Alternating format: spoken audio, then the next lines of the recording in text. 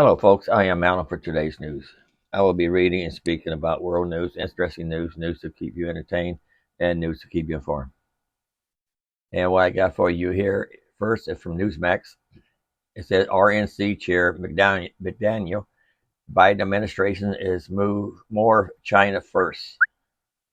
See what it says here. Republican National Committee Chair Ronna McDaniel criticized the Biden administration, telling Fox News Sunday that it is more China first than America first. McDaniel said, "We're not going to have the America we know and love if this continues, if they stack the Supreme Court, if they get rid of the filibuster, if they abandon energy independence, if they're so beholden to China." She said Beijing is running this White House in a lot of ways. This is an administration that is more China first than America first. McDaniel also said GOP voters must have a united front ahead of the 2024 presidential elections if the party wants to perform well. "People are really hurting right now in this country. So I look at the debate not just about Republican against Republican, I look at it as our party making a case as to why we should win the White House and defeat Joe Biden," she said. McDaniel also cited a recent report on the GOP's disappointing results in last year's midterms, telling Fox News Sunday that the Republican Party was unable to gain the backing of enough independents, with the party's messaging on abortion a major reason why. She said Republican candidates must do a better job of explaining their own stance on abortion, as well as criticizing Democrats on the issue. "The biggest takeaway we're taking is independents did not break our way, which has to happen if we're going to win in 2024, McDaniel said, pointing out that the backing of significant numbers of independents usually helps bring about a red wave. Okay, and that's all I got on that one there. All the links will be in my description box if you want to go and click on all the links on it. And my next one here is from The Guardian. Godfather of AI, Geoffrey Hinton, quits Google and warns over dangers of misinformation.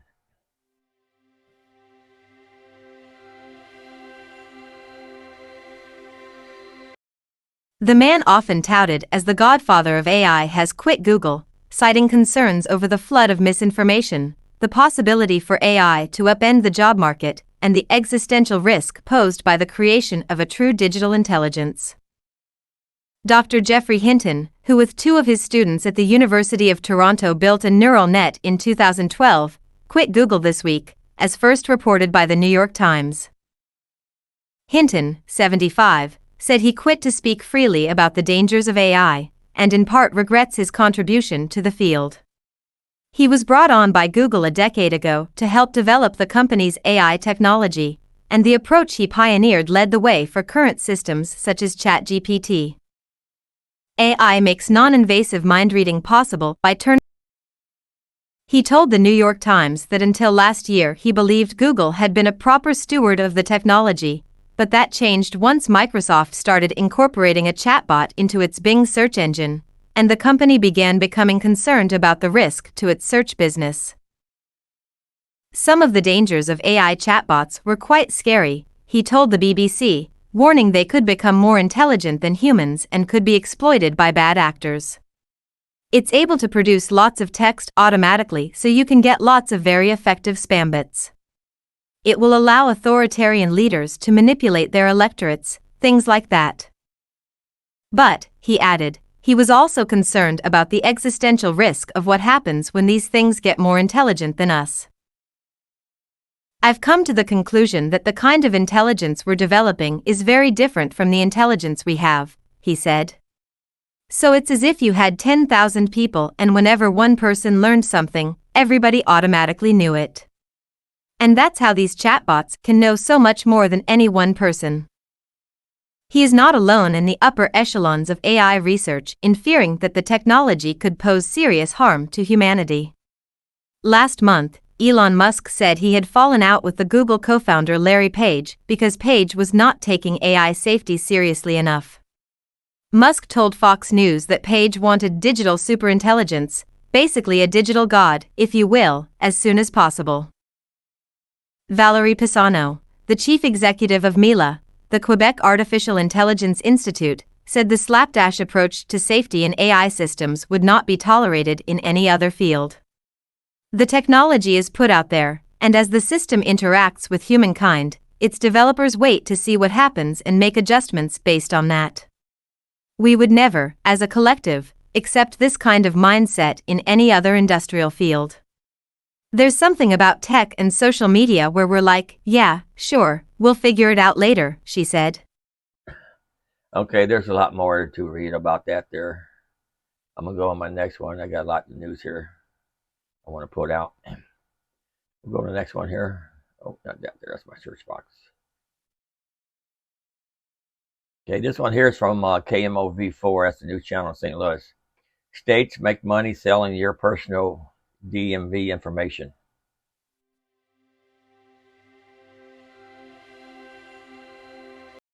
St. Louis, Missouri, KMOV, scammers, hackers, and even telemarketers love getting your personal information, but some people in the metro told News 4 Investigates they're shocked to learn that their names, addresses, and other data are being sold for profit by a government agency, the Department of Revenue, which contracts all license officers in the state. Frankly, it's a little frightening. Very off-putting, said one person leaving the DMV. Anything the DMV has about you is for sale, said Scott Graneman, a data expert and professor at Webster University. Look at your driver's license. And then imagine what you filled out. Imagine the things you filled out on the form that the DMV has. Now, imagine that being made available to people. It's a lot of information, said Graneman. He said it's all perfectly legal under a federal law called the Driver's Privacy Protection Act, known as the DPPA. Passed in the 1990s after DMV information was used by a man to murder a Hollywood actress, the law prohibits states from selling driver data to just anyone. But it carved out exemptions on who can access it, courts and law enforcement agencies, for example, and also certain types of businesses like insurance companies and entities conducting market research, even private investigators. The restrictions that are provided have a lot of loopholes in them and a lot of opportunity for people to go ahead and acquire information about us that we might not be very comfortable with them acquiring. So even though the law is supposed to restrict selling your data, News 4 Investigates has learned states very often do and are making millions of dollars in the meantime. News 4 Investigates pulled the data from Missouri. In the last 5 years, the state made well more than $2 million from selling DMV records. It's less than other states. Texas made a reported $3 million in 2020 alone. Illinois generated almost $45 million in 2022.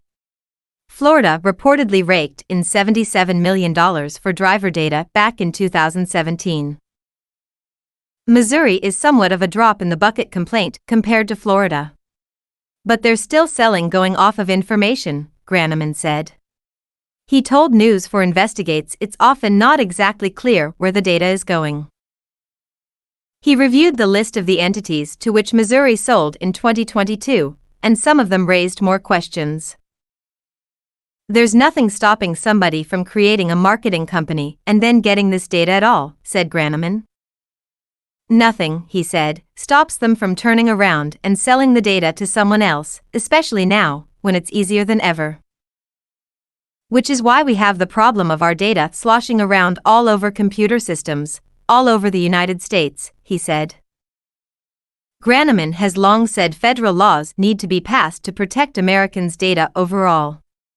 You don't own your data. So if somebody else has data about you, they own that data, not you. So News 4 took concerns about the DMV loopholes straight to Missouri U.S. Senator Josh Hawley.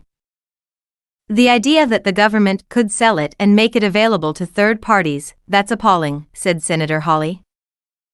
He told News 4 Investigates he would consider legislation to tighten the exemptions to the DPPA.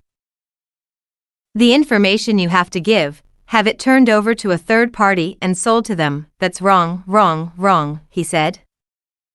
Perhaps worst of all, the drivers we talked to said they had no idea. It takes Channel 4 to come out and tell people to pay attention to their identity, said one woman leaving the DMV in the Central West End. Again, this is all allowed under federal law. But states can make their own laws more restrictive. Wyoming and Arkansas have done that, for example. A spokesperson from the Missouri Department of Revenue said in a statement. While the Department of Revenue doesn't take a policy position, it follows the letter of the law, as laid out in state and federal statute, in this case RSMO 302.170.7. Every effort is made to ensure that only authorized users of authorized entities are provided information. This is something we take very seriously, and efforts include manual verification, cross-referencing, and routine spot checks. Any comparison between Missouri and other states' practices would be speculative. We'll keep checking with lawmakers. For now, know your data might be sold. Yeah, I don't think that's right. That's why, you get all this junk mail and stuff, You can be a company, pay them for it, and then they hope they get you as a customer. Oh, that's not right. Something got to be done about that. I don't have my Social Security or my driver's license. I haven't had it on it for decades and decades. But anyway, let me go to the next one. This one here from Bloomberg. There's no reason to help China's military, U.S. Envoy to Beijing says.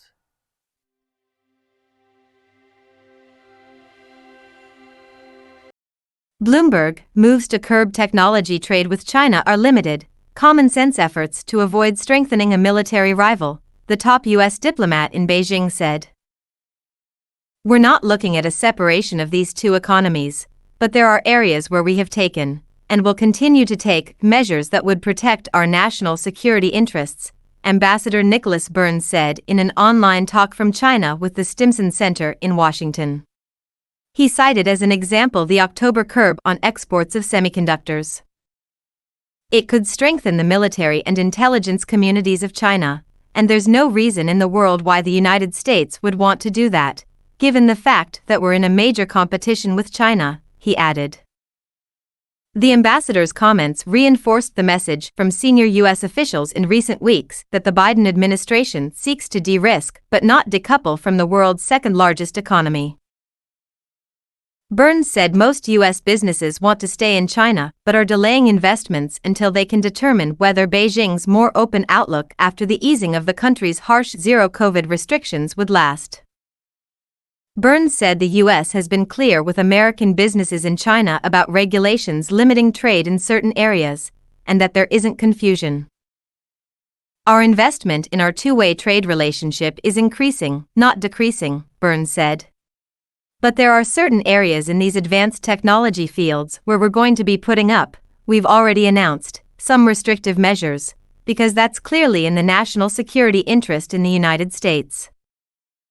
Okay, that's all I got on that one there, but links will still be in my description box. I got more to tell you too. Okay, here's one here from Fox News.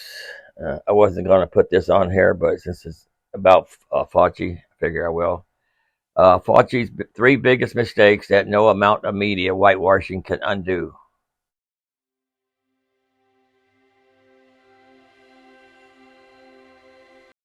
Dr. Anthony Fauci left government in December, but his media tour is going strong, albeit with a different tone and tenor. The fawning adulation and questions about his exercise regimes and bobbleheads have been replaced by skepticism and outright doubt from outlets who never dared question the all-knowing man once dubbed America's doctor by The New Yorker. Fauci recently appeared on CNN to complain about a personification of me as a person who essentially closed everything down. He was responding to a lengthy sit-down with the New York Times where he declared, "Show me a school that I shut down and show me a factory that I shut down. Never. I never did. I gave a public health recommendation that echoed the CDC's recommendation, and people made a decision based on that." For all his faults, Fauci is no fool. One does not spend 54 years ensconced in the federal government without learning how to play politics. 3 years removed from the worst of the COVID pandemic, the longtime director of the National Institute of Allergy and Infectious Diseases, knows the policy decisions guided by his medical recommendations are looking worse by the day. Herein lies his problem. When his ideas were in vogue, Fauci had no problem claiming responsibility. Now that the ugly consequences are coming due, he is eager to wash his hands.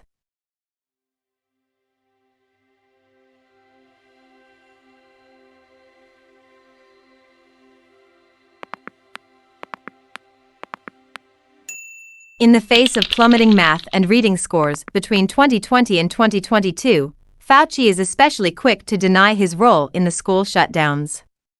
Last fall, Fauci raised eyebrows for denying that school lockdowns forever irreparably damaged anyone. Yet as late as September 2020, Fauci recommended that schools only open back up once the virus is under control.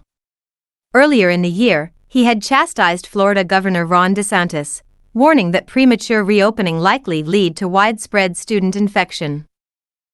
Today, even left-leaning sources concede that kids are safe. They always have been.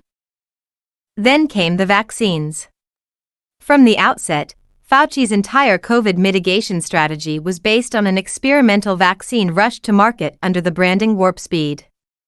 There had never been an mRNA-approved vaccine before, and now it was being pushed non-stop from the White House podium with the full support of the pharmaceutical industry.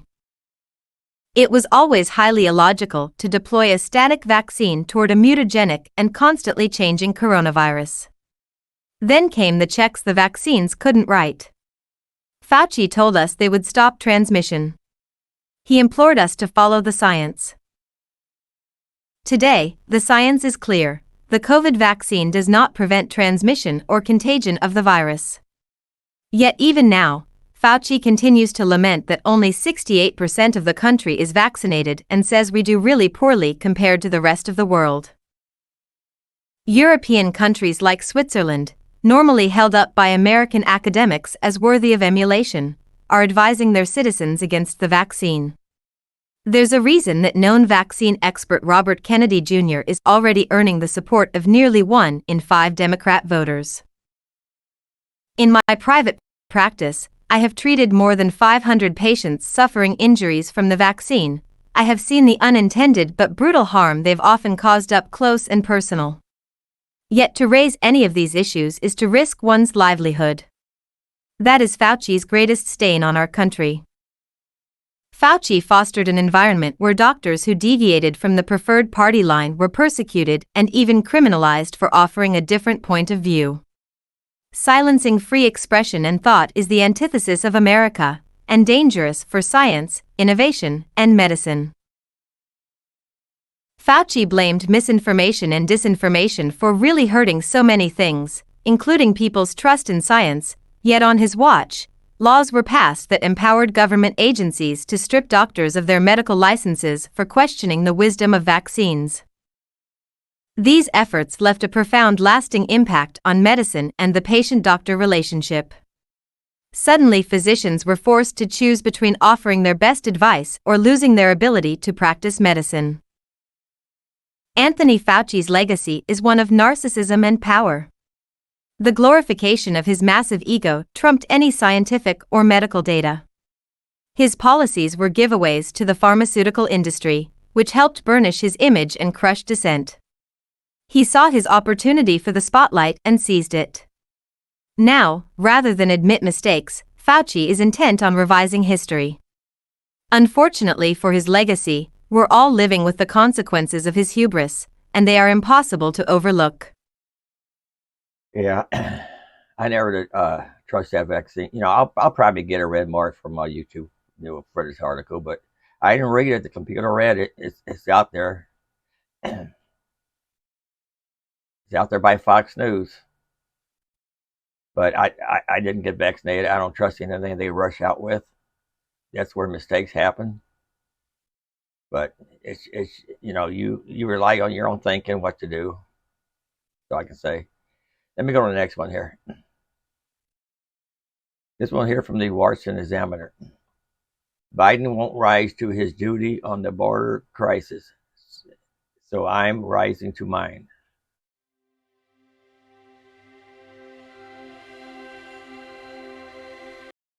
The crisis at our southern border is devastating, but rather than working to address this major national security and humanitarian catastrophe, President Joe Biden and congressional Democrats have looked the other way.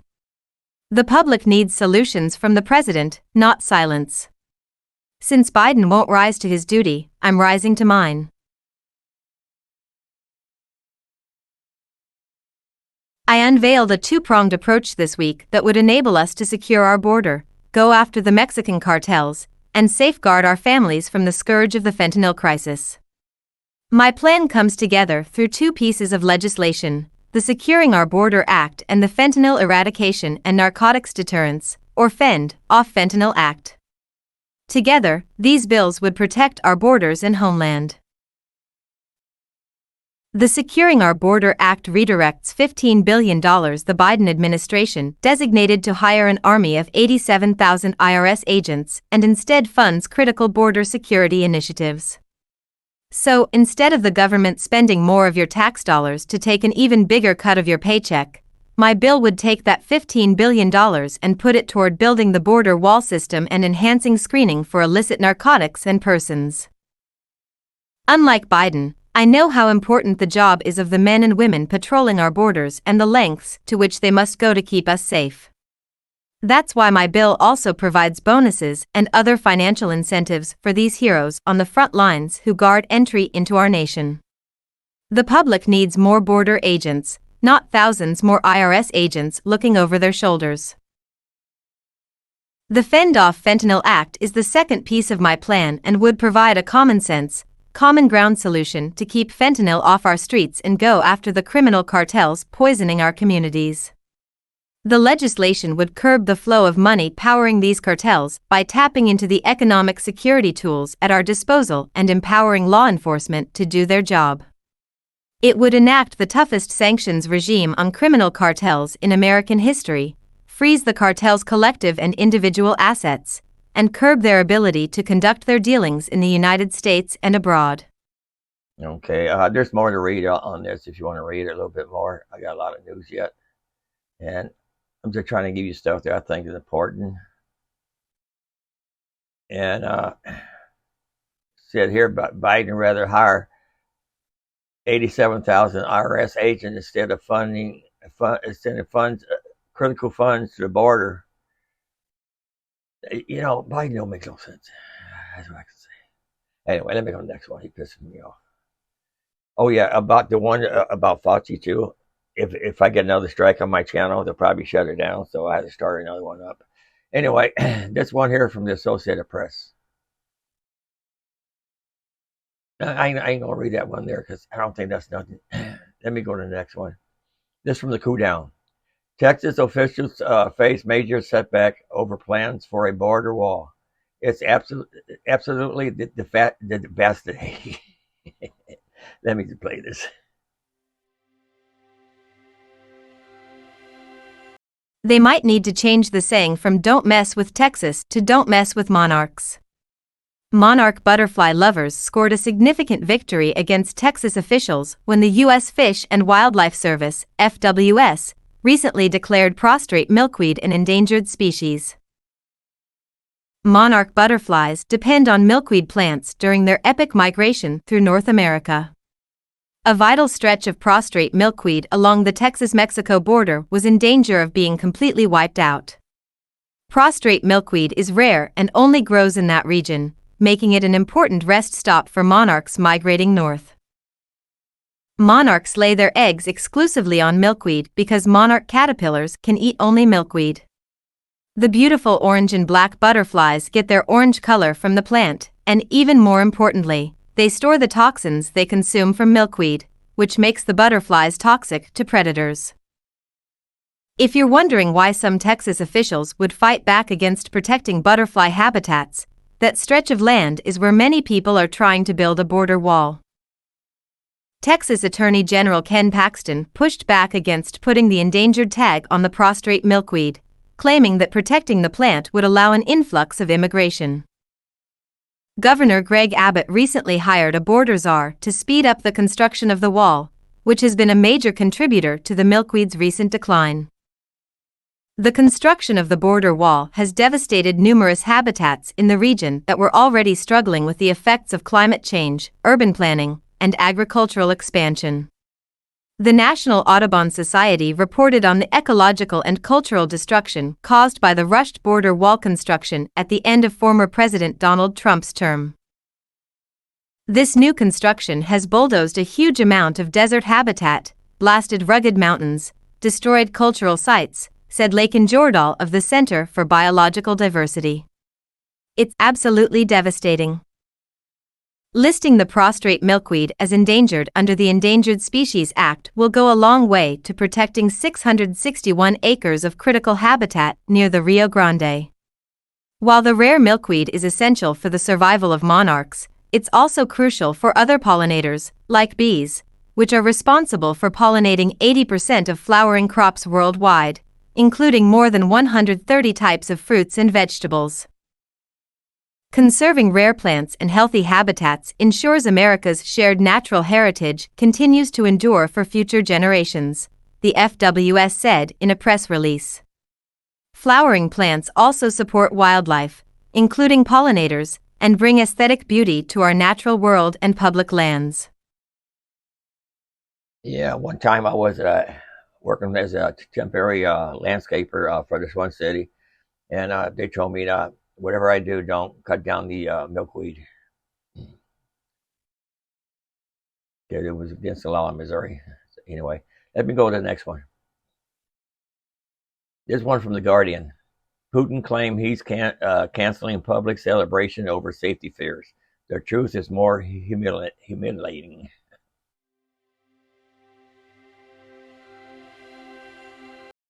May is traditionally a month for public celebration in Russia, with massive public processions on May 1st for Labor Day and military parades on May 9th for Victory Day, a holiday commemorating the Soviet victory over Nazi Germany. Not so in 2023. Russia's biggest trade union canceled its traditional Labor Day demonstrations because of the heightened risk of terrorist activity, while regions near the Ukrainian border called off Victory Day parades so as to not provoke the Ukrainian army. The Russian government has warned people across the country to stay away from military installations on Victory Day, while the hugely popular Immortal Regiment, an event during which ordinary citizens all over Russia march with portraits of relatives who died in the Second World War, has been moved online. Related, for years, we believed we could live as both Ukrainians and Russians. Allegedly, the terrorist threat comes from Ukraine. Russian media reported on April 24 that a downed Ukrainian drone was found 30 kilometers, 20 miles, from Moscow, but it seems difficult to accept that Russia's air defenses cannot guarantee the safety of Moscow's skies during the country's biggest patriotic celebration of the year, particularly at a time when Putin has been stoking Russian nationalist feelings to garner support for his war in Ukraine. A Ukrainian drone attack on Red Square during the Victory Day military parade would be humiliating for Putin, but it seems more likely that he's worried about the potential humiliation of thousands of civilians marching with the portraits of sons and husbands fallen in Ukraine. While official Russian figures have pointed to fewer than 6,000 military casualties in Ukraine, Ukraine claims approximately 150,000 Russian military personnel have been killed. Even conservative Western estimates hover around the 60,000 mark, more than triple the 15,000 Soviet troops killed. Labor Day parades come with their own risk. In spite of the cancellation of official events, on May 1st a few small sporadic gatherings took place in cities all over Russia, to which some people turned up with anti-war banners. In St. Petersburg, a 76-year-old man was arrested for carrying a board with the traditional May Day slogan of peace, work, May, with an added Z symbol with a red mark across it. In Ekaterinburg, a woman was reportedly detained with a banner inscribed with another traditional May Day slogan, peace to peace. The banning of public events during the May holidays is less likely to be out of concern for citizens' safety, and more to do with Putin's paranoid obsession with shutting down any channel for criticism of his war, even if open support for Ukraine is tiny and the threat of a popular uprising very remote. At the same time that public protest is being preemptively suppressed, dissent and conflict continues to grow in military circles. In a 90-minute interview with a military blogger on April 29, Yevgeny Prigozhin, the de facto leader of the Wagner private military company, bemoaned the catastrophic state of the Russian army, and said that the time has come when we have to stop lying to the population of the Russian Federation saying that everything is okay. He sarcastically called the war in Ukraine the so-called special military operation, in a veiled criticism of Putin's ban on the use of the word war to describe events in Ukraine. Prigozhin also criticized the defense ministry for withholding ammunition and threatened to withdraw his men from the Ukrainian city of Bakhmut, which Russia has been trying to take for 9 months. There's more to read on that if you want to read the rest of it. I got more to tell you. Just from Reuters here. Ukrainian farmer comes up with novel way to demine his fields.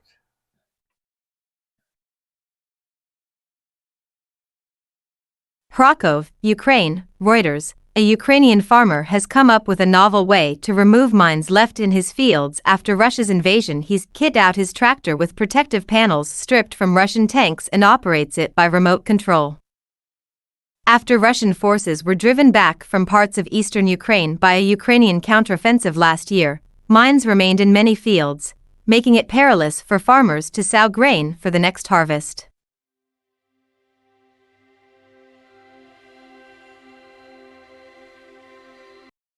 Fields around the village of Krakow are no exception. Alexander Krivtsov, a general manager at his agricultural company, decided he couldn't wait for help from overworked official deminers to clear his field. Instead, he designed a remote-controlled tractor that could withstand blasts. Using armor from damaged Russian military vehicles to protect the body of his tractor, he bought a system that would enable one of his team to operate the tractor remotely from a digger's bucket suspended in the air nearby. We started doing this just because the crop sowing time has come and we can't do anything because the rescue services are very busy, Krivtsov told Reuters. We ran over an anti-tank mine. The protection got blown out, but the tractor is safe, he said. Everyone's alive and safe. The equipment was restored and repaired. Prime Minister Denis Shmyhal said last week about 30% of Ukrainian territory had been mined by Russians and that the government was focused on demining agricultural land as quickly as possible. We have no time to demine the fields. The amount of work is enormous, said Serhiy Dudek, head of the demining unit now overseeing the tractor's work. It would take years to demine this particular field by hand and to guarantee that there are no mines here.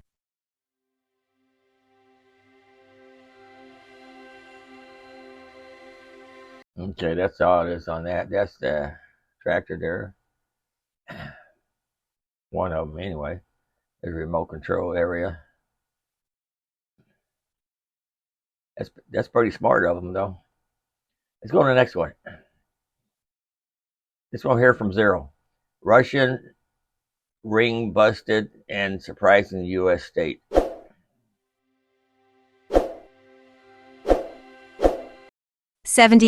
At least 78 people were killed Thursday in a stampede at a school in Sana'a, Yemen's capital. Hundreds were reportedly crushed after Houthi rebels shot into the air in an attempt at crowd control, striking an electrical wire and causing mass panic. As the end of Ramadan nears, scores of people were gathering at the school to receive donations of about $9 each. 1,500. No matter what you think about the precedent set by Dominion's $787.5 million settlement with Fox News, one thing's for sure, somebody got very rich here. And that somebody is Staple Street, a little-known private equity firm that paid a mere $38.3 million for a controlling stake in Dominion 5 years ago and just got blessed with a 1,500% return on their investment. 25. Russia recently sent Beijing 25 tons of highly enriched uranium to start up a special new Chinese reactor that will help Xi Jinping rapidly expand his nuclear arsenal. Experts say China's nukes will soon be on par with those of Russia and the US, meaning that Beijing should be party to any new arms control treaties that replace the currently defunct US-Russia ones. 4. The U.S. government has charged for members of a black nationalist group in Florida with belonging to a Kremlin-run conspiracy to sow discord and corrupt U.S. elections.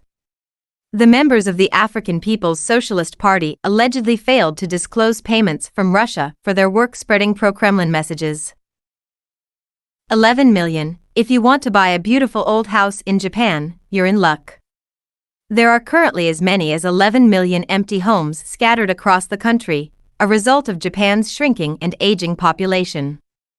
Experts say the numbers of these so-called IKEA homes will only rise in the coming years, so if you're interested, grab yourself a copy of In Praise of Shadows, hop a flight to Tokyo, and seek out your dream home. That one sounds more like an advertisement. Snuck in on me. Anyway, let's go to the next one here. This one here is from 1945. Ukraine war ending. Putin sick and gets wiped out in coup.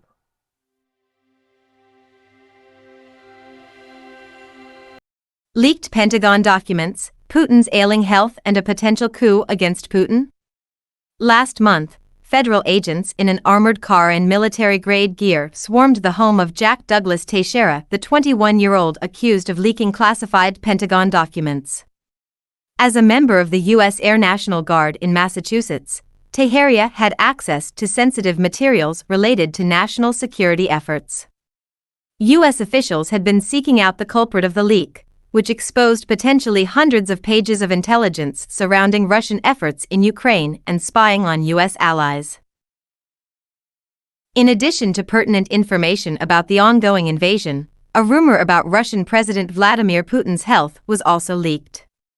According to the New York Post, a Ukrainian official claimed that the Kremlin chief was undergoing chemotherapy.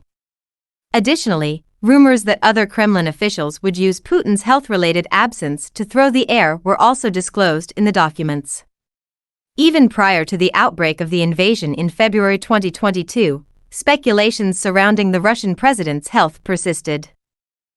While many of these rumors have been dismissed by industry experts, it is interesting that recent conjecture links Putin's potentially ailing health to a coup d'état. An overview of Putin's health rumors. The UK-based independent online newspaper claimed that the documents revealed Russian Chief of General Staff Valery Gerasimov and National Security Council Secretary Nikolai Patrushev had devised a plan to sabotage Putin. Russia planned to divert resources from Taganrog, Russia to Mariupol, Ukraine, and focus its attention on the southern front, the document reportedly says. According to a redacted source, the plan for the offensive was suspected to be a strategy devised by Gerasimov and Patrushev to sabotage Putin. While some analysts are signaling that the rumors discussed in the leaked Pentagon papers could have merit, others dismiss the conjecture. Similarly to other authoritarian leaders who lead countries where misinformation is prominent, Putin has often been the subject of frequent speculation. Since the onset of Russia's invasion, however, rumors regarding the Russian president have skyrocketed. What Ukraine is saying about Putin. Unsurprisingly, Ukrainian officials have circulated rumors about Putin's health in statements, on social media, and in televised appearances. Kyiv is hoping to undermine Putin's position and cause panic amongst Russian citizens that their leader may not be up to the task. Earlier this year, Ukraine's military intelligence chief Kirill Budanov told ABC News in an interview that Putin had been ill for a long time, adding that he was sure he has cancer. Other Ukrainian officers have mirrored Budanov's rhetoric that the Russian president would die soon.